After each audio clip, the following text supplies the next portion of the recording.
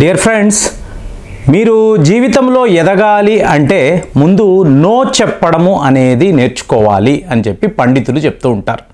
అంటే ఎక్కడ నో చెప్పాలి, ఎక్కడ ఎస్ చెప్పాలి అనేది మనకి తెలిసి ఉండాలి. కొంతమంది చూడండి, వీళ్ళు ఏంటంటే మొహమాటానికి పోయి వీళ్ళు చెయ్యలేని పనులను కూడా ఎస్ అని చెప్పి ఒప్పుకుంటారు. సో అక్కడ వీళ్ళు నో చెప్పాలి, కానీ ఎస్ అని చెప్తారు. చెప్పడం వలన నానా ఇబ్బందులు, నానా కష్టాలు, కొంతమంది అయితే లక్షలలో డబ్బులు పోగొట్టుకునే వాళ్ళు కూడా ఉంటారు. అంటే సింపుల్గా నో అని చెప్పడం చేత కాకపోవడం వలన వీళ్ళు చాలా పెద్ద లెవెల్లో నష్టపోతారు. సో ఇవాళ భారత్ నో అని చెప్పి ఫ్రాన్స్కి చెప్పడం, అంటే మన లక్ష్మణుడు ఒక ప్రపోజల్తో వచ్చాడు. వచ్చిన వాడికి రాముడు నో, ఇలా కుదరదు అని చెప్పాడు. సో ఇది ఎలా జరుగుతుంది అంటే, జయశంకర్ మాస్టర్ యొక్క భాషలో భారత్ రాముడు అయితే ఫ్రాన్స్ లక్ష్మణుడు, గుర్తుపెట్టుకోండి అని ఆయన పుస్తకంలో ఆయన విడిగా ఒక చాప్టర్ రాశారు. దీని ప్రకారము రాముడికి లక్ష్మణుడికి మధ్య ఒక లావాదేవీ. సో ఇది ఎలా చెప్పాలి అంటే, మనము గత కొన్నేళ్లుగా ఇండియన్ నేవీని అప్గ్రేడ్ చెయ్యాలి. అంటే మన యుద్ధ నౌకలు అనండి, అందులో మనము అమర్చే మిజైళ్ళు, అలాగే మనము యుద్ధ విమానాలు అంటే ఎయిర్ క్రాఫ్ట్ క్యారియర్ అని అన్నాము అనుకోండి, మీకు పెద్ద పెద్ద యుద్ధ విమానాలని కూడా అందులో డిప్లాయ్ చేయాలి. సో మన దగ్గర చాలా శక్తివంతమైన అతిపెద్ద యుద్ధ నౌకలు ఉన్నాయి. అందులో మీరు పర్ఫెక్ట్ ఫైటర్ జెట్స్ను డిప్లాయ్ చేసుకోవాలి. కాబట్టి మనం ఏం చేసాము, ఫ్రాన్స్ దేశానికి సంబంధించిన దసాల్ట్ ఏవియేషన్ అంటారు. వీళ్ళే రఫాల్ అనబడే విమానాలను అమ్మే సంస్థ. సో వీళ్ళ దగ్గర ఒక ప్రపోజల్ పెట్టాం. మేము మా ఎయిర్ క్రాఫ్ట్ క్యారియర్లో 26 రఫేల్ విమానాలను డిప్లాయ్ చేయాలని అనుకుంటున్నాం. ఇది నేవీ వేరియంట్ అని అంటారు. మీరు ఇవ్వగలరా? సో ఇమీడియట్గా ఫ్రాన్స్ వాళ్ళు కూడా ఎగిరి గంతులు వేసి, అద్భుతమైన ప్రపోజల్, ఇమీడియట్గా మేము మీకు 26 రఫేల్ యుద్ధ విమానాలు ఇవ్వగలము అని చెప్పారు. ఓకే ఫైన్ అని మనం కూడా అనుకున్నాం. మరి ధర అంటారా, ఏకంగా 50,000 కోట్లు అని చెప్పి వాళ్ళు క్వెటేషన్ ఇచ్చారు. అంటే ఏంటి, 26 రఫేల్ ఫైటర్ జెట్స్ ఎంత, 50,000 కోట్లు. సో ఇంపాసిబుల్ అని చెప్పి మనం చెప్పాం. కుదరదు. నేను అన్న నో, ఫ్రాన్స్కి మనం నో అని చెప్పాం. ఎందుకు ఇలా చెప్పాము చూడండి, ఇండియాకి ఫ్రాన్స్కి మధ్య ఒక ఒప్పందం అండి. దీని ప్రకారము భారత్ ఫ్రాన్స్ వద్ద 126 రఫేల్ యుద్ధ విమానాలు కొనాలి. అంటే ఎప్పుడు కూడా మనము మన రష్యా వాళ్ళ దగ్గర ఇలాగ ఫైటర్ జెట్స్ కొంటూ వెళ్తూ ఉంటాం. అంటే సుఖాయ్ వేరియంట్స్ అంతా కూడా రష్యా వాళ్ళు మనకి ఇచ్చినవే. సో ఇవాళ ఏంటంటే, రఫేల్ యుద్ధ విమానాల యొక్క పనితీరు చాలా బాగుంది. ఎన్నో యుద్ధాల్లో ఇది మీకు చాలా టాప్ క్లాస్గా పర్ఫామ్ చేసింది. 4.5 జనరేషన్ యుద్ధ విమానం చాలా బాగుందని చెప్పి మనం ఏం చేసాము, ఓకే అని చెప్పి 126 రఫేల్ యుద్ధ విమానాలు వాళ్ళ దగ్గర కొనడానికి ఒప్పందం వేసుకున్నాం. కానీ మీకు అటు ఇటు అయ్యి ఏవేవో తేడాలు, నెగోసియేషన్స్ కుదరలేదు. ఫ్రాన్స్తో మనకి మధ్యలో ఈ సంబంధాలు తెగిపోయాయి, ఎన్నో జరిగాయి. ఫైనల్గా ఈ డీల్ని మనము వద్దు అని చెప్పి అనుకున్నాం. అంటే 126 రఫేల్ యుద్ధ విమానాలు ఫ్రాన్స్ వాళ్ళు మనకి అమ్మలేకపోయారు. సో ఇది వాళ్ళకి చాలా పెద్ద నష్టం.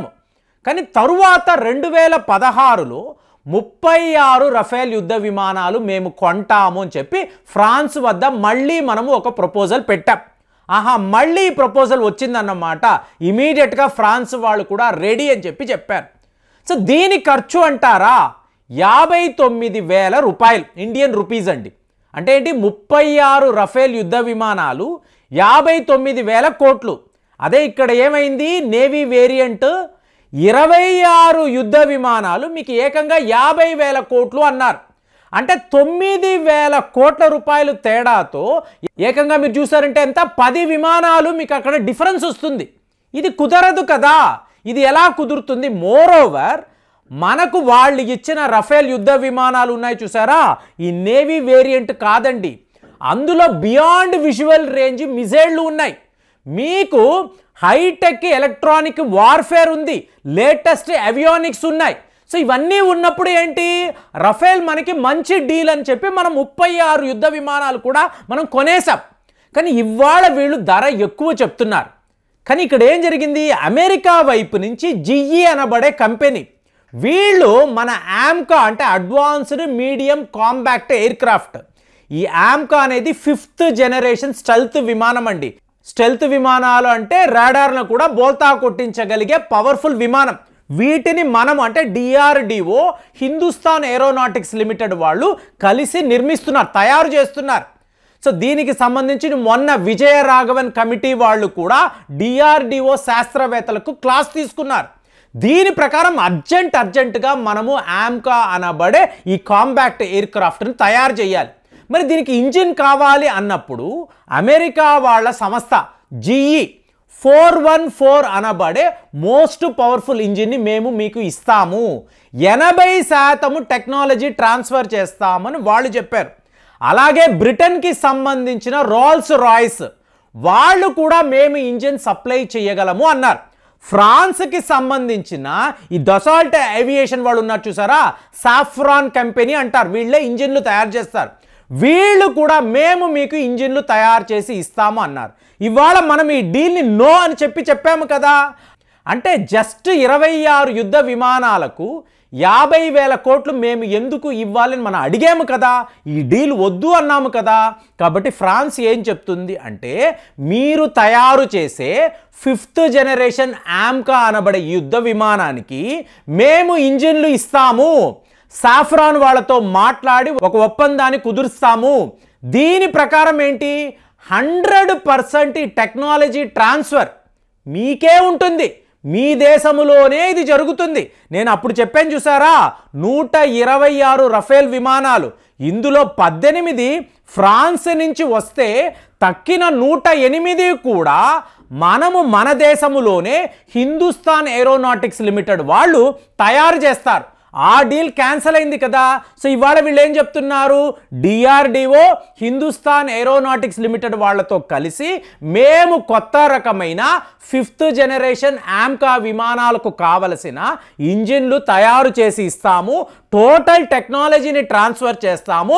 మీరు రఫేల్కి సంబంధించిన ఈ నేవీ వేరియంట్ యుద్ధ విమానాలు ఈ డీల్ని మాత్రం క్యాన్సిల్ చేయకండి, ఆ 50,000 కోట్లు దయచేసి మాకు ఇచ్చేయండి అంటే ముందుగానే పేమెంట్ తీసుకొని మీకు ఆమ్కాకు కావలసిన ఇంజిన్ని నేను మీకు ఇస్తాను, 100% టెక్నాలజీ ట్రాన్స్ఫర్ చేస్తాను అని చెప్పి ఫ్రాన్స్ వాళ్ళు ఇలాంటి ఒక ఒప్పందంతో వచ్చారు. ఇది గుడ్ డీల్ అంటారా కాదు అంటారా అంటే, ఈ ఒప్పందంలోకి మనం వెళ్ళాము, 26 రఫేల్ విమానాలు కొన్నామనుకోండి, టోటల్గా ఇక మీదట ఫ్యూచర్లో మనము ఎలాంటి ఒక యుద్ధ విమానాన్ని తయారు చేసినా 5th జనరేషన్ కాదు 6th జనరేషన్ విమానాలు తయారు చేసినా కూడా మన దేశములోనే ఒక అద్భుతమైన ఇంజిన్ని మనము తయారు చేసుకోవచ్చు. అలాంటి ఫెసిలిటీ మన లక్ష్మణుడు మనకి ఇస్తాను అంటున్నాడు. ఎటు వచ్చి పేమెంట్ మాత్రం ముందే చెయ్యాలి, ఈ డీల్ని దయచేసి క్యాన్సిల్ చెయ్యకండి అని చెప్పి వాడు చెప్తున్నాడు. ఇక్కడే రష్యాకు తక్కిన దేశాలకు ఉన్న తేడా. రష్యా వాళ్ళు సుఖాయ్ విమానాలకు సంబంధించిన టోటల్ టెక్నాలజీని ఇవాళ భారత్కి ఇచ్చారండి. హిందుస్థాన్ ఏరోనాటిక్స్ లిమిటెడ్లోనే మీకు అప్గ్రేడేషన్ జరుగుతుంది, మెయింటెనెన్స్ జరుగుతుంది, స్పేర్ పార్ట్లు కూడా మనమే మారుస్తాము. సో రష్యా వాళ్ళతో కాదు అనుకుని ఇవాళ ఫ్రాన్స్తో ఈ ఒప్పందము కరెక్ట్ అంటారా తప్పంటారా కామెంట్స్లో రాయండి. మళ్ళీ వచ్చే వీడియోలో కలుద్దాం. జై హింద్.